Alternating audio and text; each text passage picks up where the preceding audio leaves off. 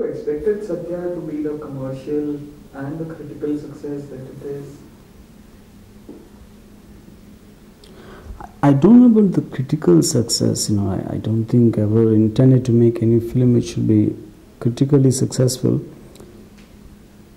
As far as commercial success is concerned, I don't think any filmmaker would ever make any film thinking it won't be commercially a success, unless it is intended for critical acclaim, which I don't think I've ever done. I don't think I was surprised. I think a film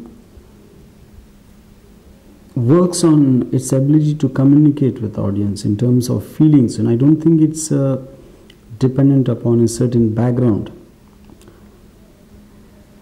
Like let's say if a film like Godfather works in India, how should anybody know about the mafia in New York? I think the audience would identify the characters. This is what he wants to do, and this is what has happened to his life, and that's how they look at films. And I don't think in that way most of the films really don't deal with characters or incidents which probably happen in one's everyday life. Did you set out with the confidence that you wanted to get authentic locations, authentic language, that flavor that you captured? Yeah, that was very intentional, because what has fascinated me to start with was when I was used to travel in Bombay to see these pavement dwellings or the slums of Dharavi and all that. I just couldn't imagine what kind of people live there, and what their vision or their view of life would be, So you just, there's some places in Bombay where you fail to understand that any normal person can live there. So somewhere the atmosphere I tried to capture in Satya. Through that I wanted to give that feeling. If people live in and are born and brought up in these surroundings, are bound to turn out something like this. Like the first scene when Satya is sleeping in that buffalo shed. I've actually seen that location where they take 10 rupees per day for someone to, they literally, besides buffaloes and all that, It's an actual location. After the Dord, most filmmakers would have gone and done something like Hum Aapki Tumhari Shaadi or something like that. What gave you the confidence to go out and do something so completely different? But why should do after Dord? Very fact, you could have asked me the same question that after Rangila, I should have attempted a film of the same genre, But I've never done in my career any film which was similar to what I've done in the past. Because for me, somehow the subject matter has to excite me. I don't really look at it in I have to get one more hit, and since my last film dealt with a subject like that, or since someone else's film dealt with a subject like that, became a hit, so let me attempt that and make a hit. I don't think it's the right way of thinking. First of all, it doesn't guarantee you the result, even to tread that way also. Do you think audience tastes are changing, they are maturing? Do you think audience acceptability of different films? I don't think the audience's taste will ever change. I feel they were always open ever since you and me know about them. I personally think, it's the filmmakers who change. I don't think it's audience, See, a good film will always work. How come they've seen films like Gumnaam and Ittifaq and Qanun in the late 60s, and where supposedly the literate audience should be more lower than now? But how come today everyone makes the same kind of films, And they blame it on the audience after that. Like, the audience will not tell you what to make. They will choose among what is given to them. And if a love story is a hit, that doesn't mean the audience want love stories, and everyone can make a love story and make it. That's not how it happens. In that particular film, something they've liked. So, unlike a commercial product where you're designing something for a specific use, like let's say this is a chair and this kind of pricing, and this is the target market or whatever. in films you're actually selling feelings. You can't say that violence sells or love sells or sentiment sells, you know. What in violence will sell? It has to work in a specific context depending on the story, the characters, how the audience can identify, relate to the emotions of the film, you know. So you cannot arrive at a formula, what I mean is. But since the industry is primarily a marketplace, they have a tendency to sort of formulate it. So because Satya is a hit, you can't say that an underworld film, a realistic underworld film will work. Or the same thing goes for just because Hum Aapke Kaun worked, that doesn't mean that a film which deals with family values and traditions is going to work. Why are filmmakers so fascinated by the underworld as a subject? What was it about them that attracted you to, you know, go into the cycle? I don't think, filmmakers' fascination with the underworld, I don't know if underworld is the right word. I feel the four basic elements which never cease to fascinate either filmmaker or the audience is fear, violence, and maybe sex and humor, you know, because they are very instinctive needs or which will excite you on an instinctive level. Now for them to be put in a story which holds you emotionally is where a film's success lies in, how effectively you can do it. Now as far as my interest in Satya especially, I mean, I would consider Satya a different film only on account of when I was sitting in somebody's office 4-5 months prior to making Satya. There was a gentleman sitting there and he was also talking. After a while he left, and after he left, someone in the office told me he belongs to a certain faction of the underworld. If he did not tell me that, it wouldn't have occurred to me that he looks very normal and absolutely like any of us.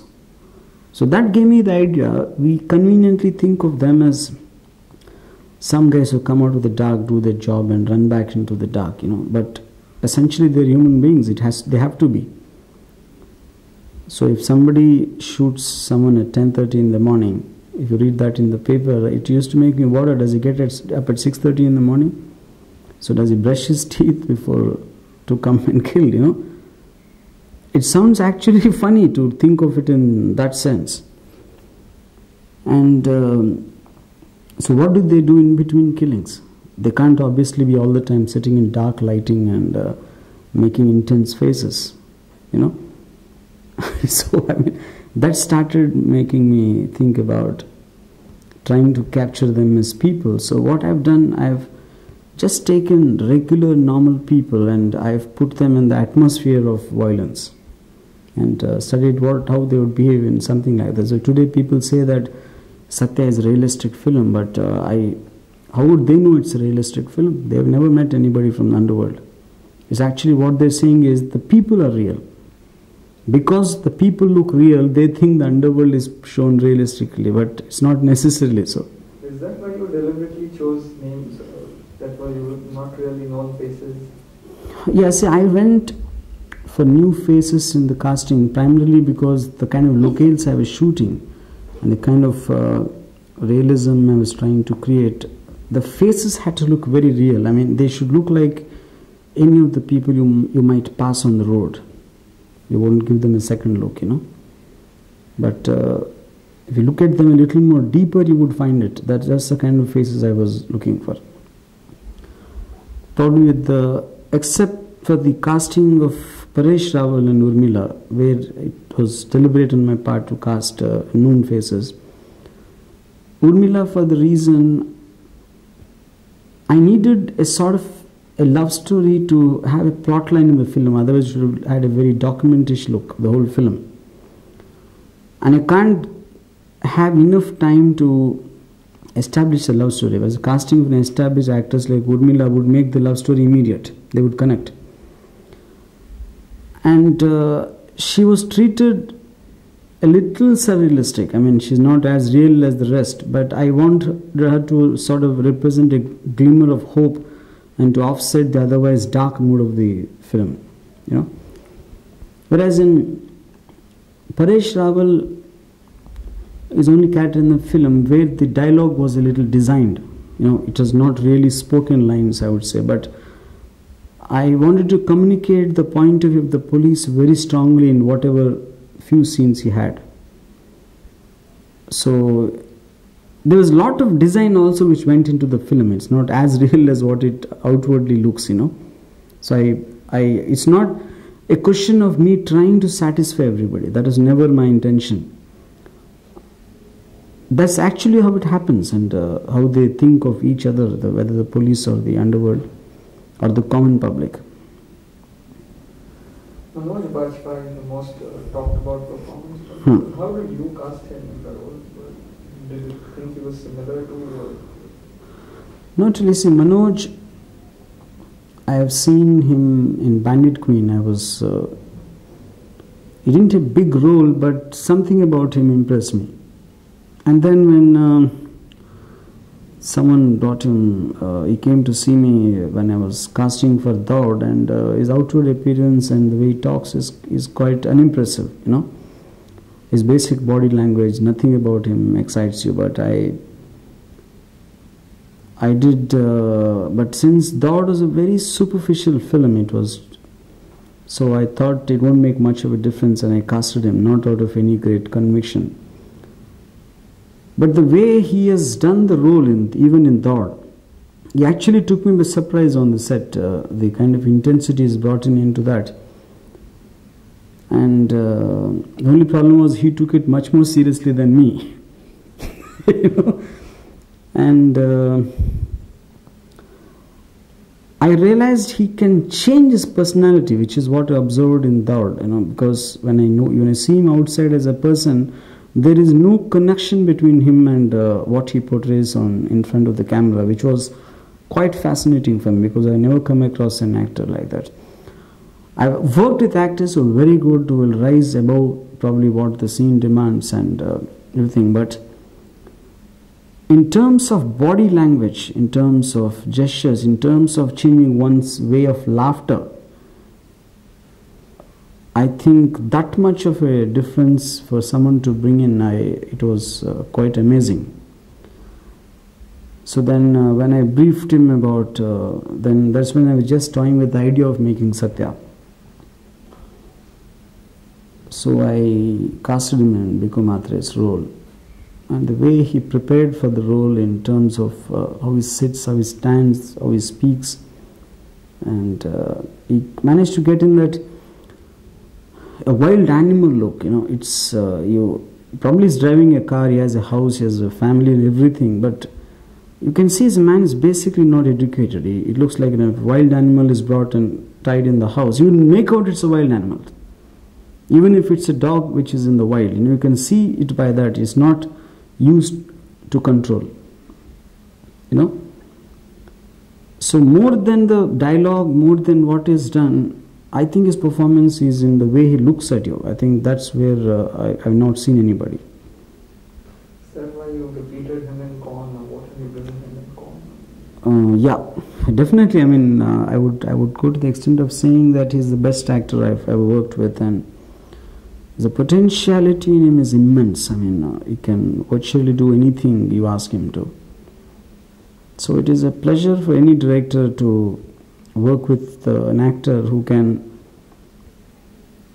create a dimension which was probably beyond his vision too. It is basically, it creates an atmosphere of a lot of charge on the set, when a kind of a challenge. When I know that I'm working with Manoj, the whole attitude of my thinking in writing the scene would change, and creating the role would change, because I know he can deliver and he can go beyond it also.